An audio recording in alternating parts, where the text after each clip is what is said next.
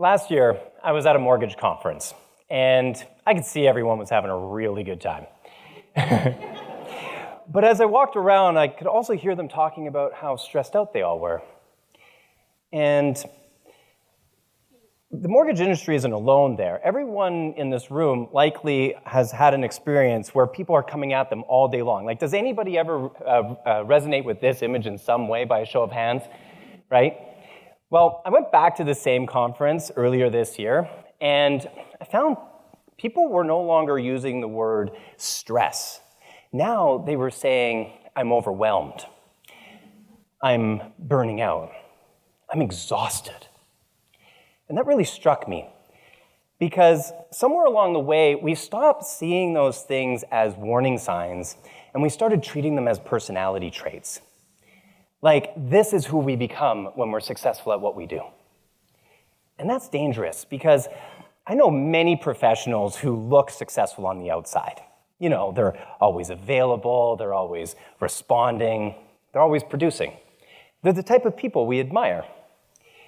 But somewhere along the way, behind the scenes, they're sitting in their car in their driveway after work, exhausted, and they're unable to even get in their own home. And the strangest part is, they somehow still think that the solution is in better time management. But what if the problem was never in their calendar? What if the problem is that we're trying to create high performance from overwhelmed nervous systems? You can't keep demanding more outcome from a system that's already overloaded. It's like putting a Formula One steering wheel on a car with a burned out engine and wondering why it can't perform. That's asinine. We keep giving people better CRMs and better workflows and AI and automation, and yet the person that's using all of these systems hasn't taken a real breath all day. And so then what happens is that stress stops feeling temporary and starts becoming your personality.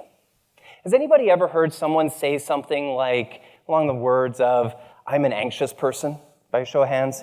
Okay, so it's not uncommon then, we get it, right? And because everyone around you is feeling the same way, it starts to feel normal. We've normalized nervous system dysregulation, and we've renamed it work ethic.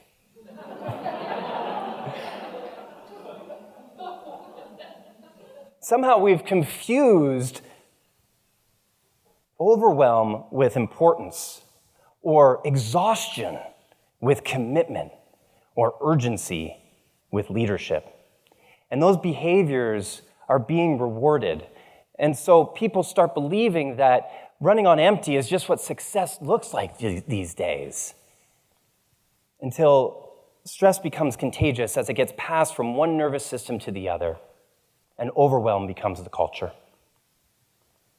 But what happens when we teach people how to actually shift their state ahead of an interaction?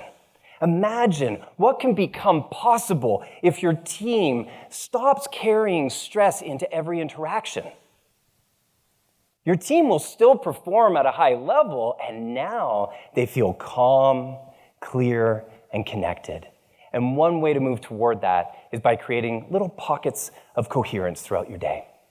A pocket of coherence is when you take a moment to pause, shift into a more coherent and elevated state, and then take your next action. So before you step into that next meeting room, pause. Before you jump from one call to the other, pause. Before you walk in your home after a hard day's work, pause. Do yourself and everyone around you a favor, and pause more throughout your day. Let's do it all together right now. Put your hand on your chest and think of someone or something that you genuinely appreciate. Feel that sense of appreciation, that love, that sense of freedom. And as you feel that, take a big deep breath in through your nose and hold it.